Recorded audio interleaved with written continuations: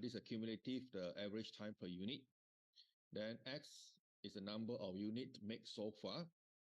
Then A is the times for first unit, and B is the learnings that are factor. It could be the 80%, 90%, or 70%, depend on the percentage that you want to apply. Yeah.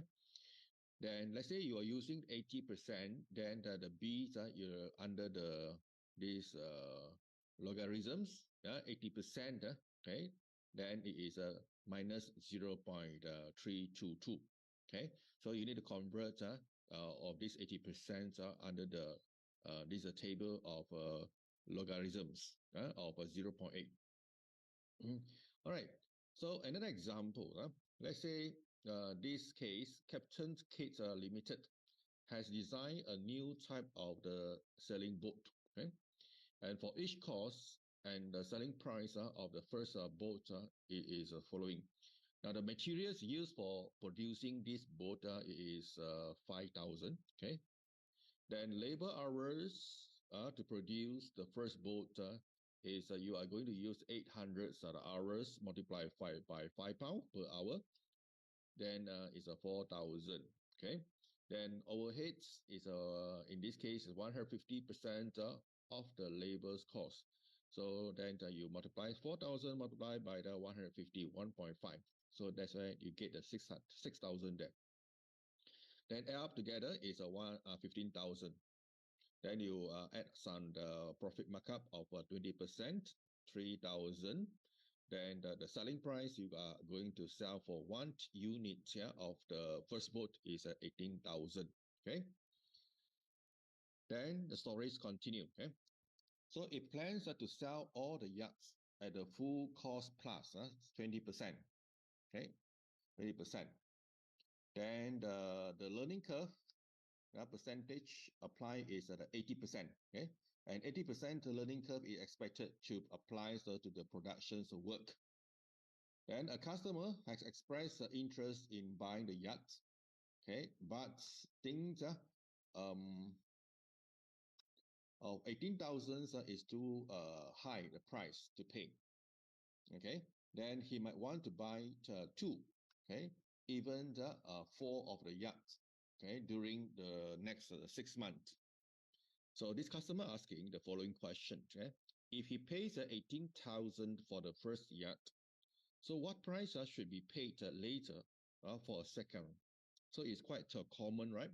So when a customer asks us, let's say I buy 1 unit, okay, this is the X price.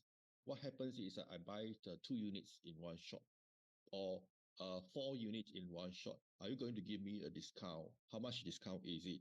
And so on, right? So that's quite common when dealing with the, especially the B2B market. So they may buy in a large quantity and then they expect that to have a lower selling price. Okay. Now, that is the first question that this customer is asking. If he paid 18,000 for the first unit, then what is the second one unit he's going to this purchase? And the second is could the Captain Kate Limited quote the same unit price for the 2 yachts if the customer order 2 at the same time? So for sure, the customer you're asking for the lower price, right? They don't expect that the companies charge 18,000 multiplied by 2, 36,000 is not here. So because you buy in one shot of 2 units, is it? Now, if the customer buy the 2 yachts now at one price, what will be the price per unit for the 3rd and the 4th yacht? If orders them separately later on. And one more question is that, yeah, why not the 3rd and the 4th yacht? Yeah, that the customers want to purchase at the later stage. How much you are going to charge? So that kind of scenario is quite common in the business world, right? Now, if they were order now, could the Captain Kate Limited quote the single price or single unit price for 4 yachts or even the 8 yachts? Okay, so assuming that there are no further prospective customers for this particular yacht here, and how would this question be answered? So definitely we need to calculate the learning curve of 80%. and then how much it's going to sell, okay, based on the the learning curve theory. All right, so let's look at the table. The first unit of the yard, okay, the totals of the number of the times used it is 800. Okay, then you apply the 80% of the learning curve. Second unit, and then the total hours definitely is lower now. So 800 multiplied by 80%, it is 640. Okay, 640, because you speed up the work and efficiency is there, then productivity has increased. Okay, then that is for the second unit. Then total hours used now it is 1280. Okay, 1280. So 800 plus 640. Okay. Okay, next then multiply by 2. Sorry. Then the differences between 800 and 1280 it is the 480. Okay, 480. Okay, so then let's say it's double up the number of yards. Now it become 4 unit now, and then you still apply 80% of the learning curve. So 640 multiplied by 80%, now it's become 512. Now it is a 4 unit now.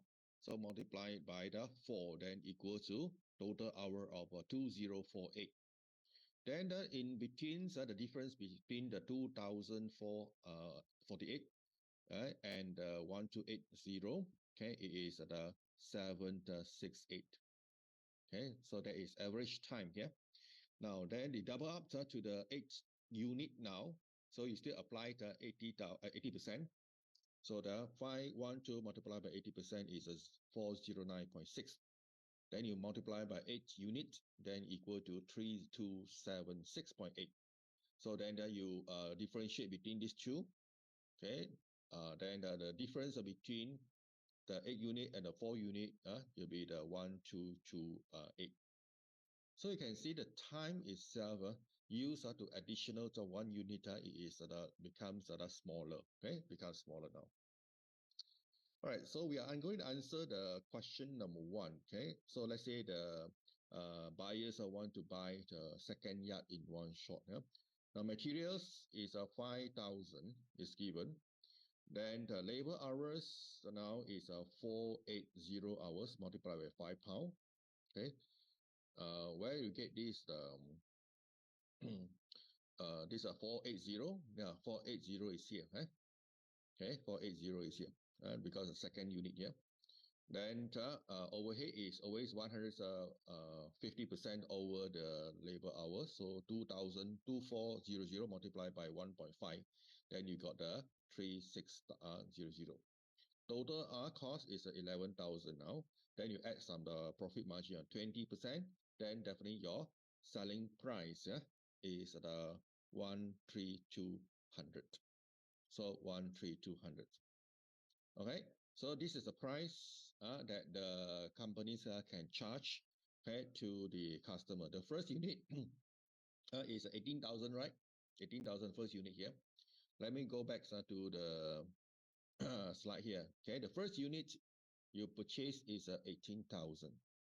Let's say the customers want to buy the second unit. Because of the learning curve of 80%, so the company can charge a low price, okay, of 13,200. So that is how you calculate. All right, so let's say that second question, a single price for the first 2 yards. Okay, so let's say you are going to calculate these particular 2 yards together. So material cost for 2 yards now is become these are 10,000 because the 5,000 for each, then 5,000 multiplied by 2 is 10,000 here. Right, then labor hours 1280. Okay, so this is a figure that just now we calculate, right? Then multiply by £5 for each particular hour of labor. So 6400. Then 6400 multiplied by 1.5. That is overhead 9600. Add together, the total cost for two unit of the yacht is 26,000. Add some profit margin of 20%. Then the total selling price for these two units is 31,200. So let's say that this customer one shot they purchase 2 units. Then how much the company can charge is at 15,600. Okay, 15,600. Do you see or not? So that the price you can charge a bit lower here. Let's say the customer buy in one shot of 2 units. All right, so moving on to the third and the fourth yacht. Okay, let's say that the customers later on they also ask, I want to buy third and the fourth yacht later on. So you also do the same calculation in terms of the material, 2 units, because third and the fourth together 10,000. Then the labor hours now it is become lower now, okay, because of 80% of the learning curve. So then this will be the 3840. Then the labor cost, same calculations, 1.5 multiplied by 3840. Total cost is at 19,600. Then add some profit margin. All right, then total sales of 2 units is at 23,000. Then the price per this unit now, so you can divide by 2 is 11,760. I hope that you can see the rationales of the learning curve when they calculate how much it is a selling price. Okay, so last question. Let's say the customers want to buy the first 4 yachts together. Okay, then in this case, so the same calculations whereby you multiply the materials, okay, to calculate the 4th unit, then definitely is 40,000. Okay, then the labors hours, okay, 16,384. Add together the overheads 1.5 multiplied by the labor cost. Total is 80,000. Then profit margin at 20%. Then the total sales price is 97,152. Let's say that you divide by the numbers per yacht, then you got the 12,144. Okay, so we see that when the customer are buying in one lump sum, then definitely we can charge a bit lower. Now, one more question I'd like to touch based on this learning curve so that you are getting the better understanding is this for the case. Now,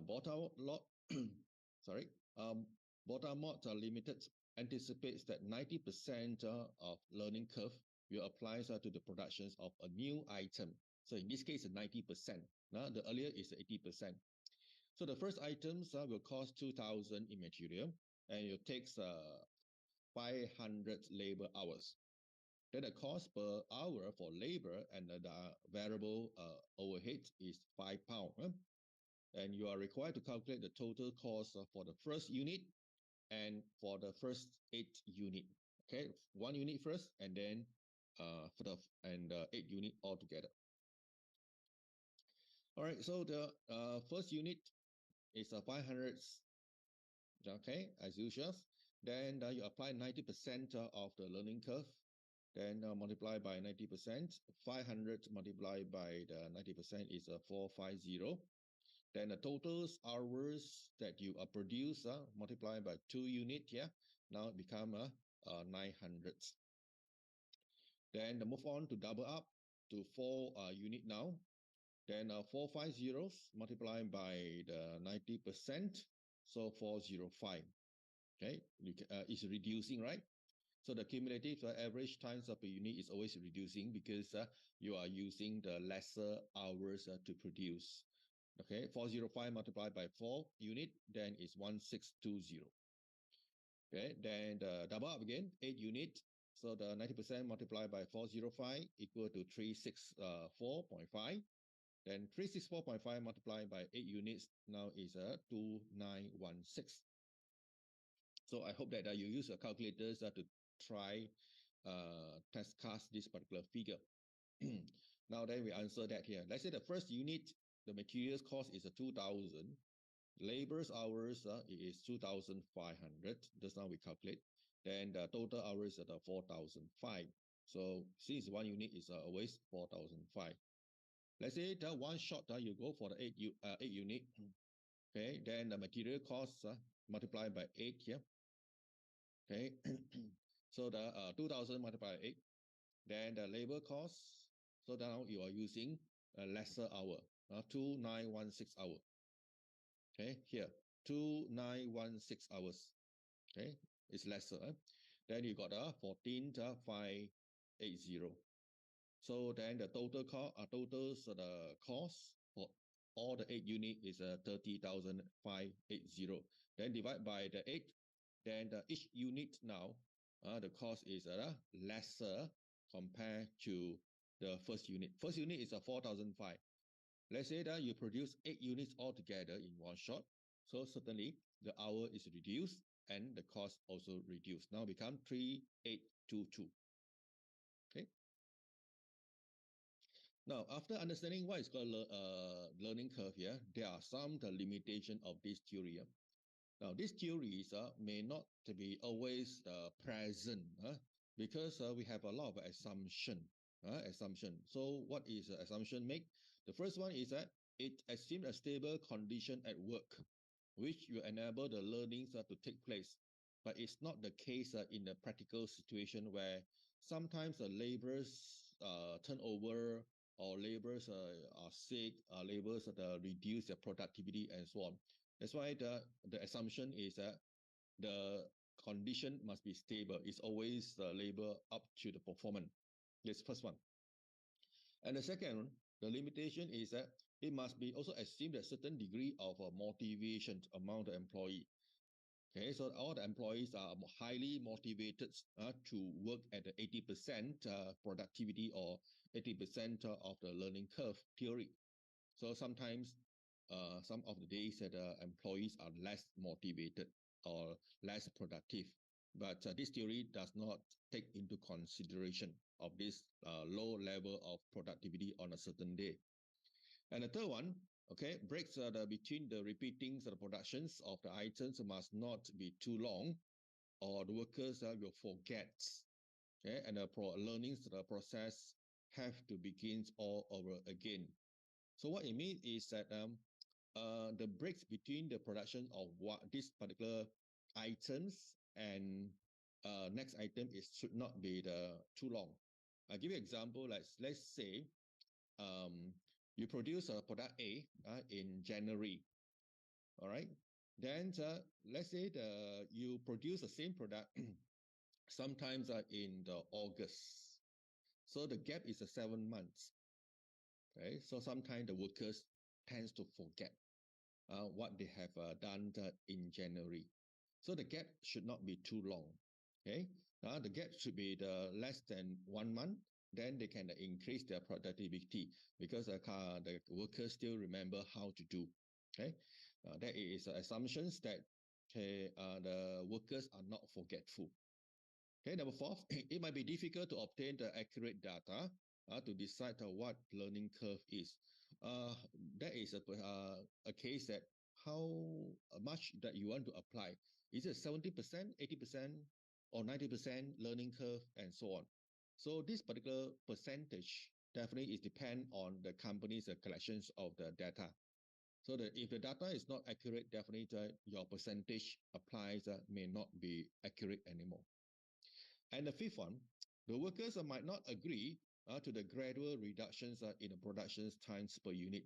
So you can see that if you apply these learning times, the workers will be chasing over the times. They want to reduce the productions, the times per unit over the period of time. So the workers may feel very, very tired. Okay, so they may not want to always reduce the hours per unit.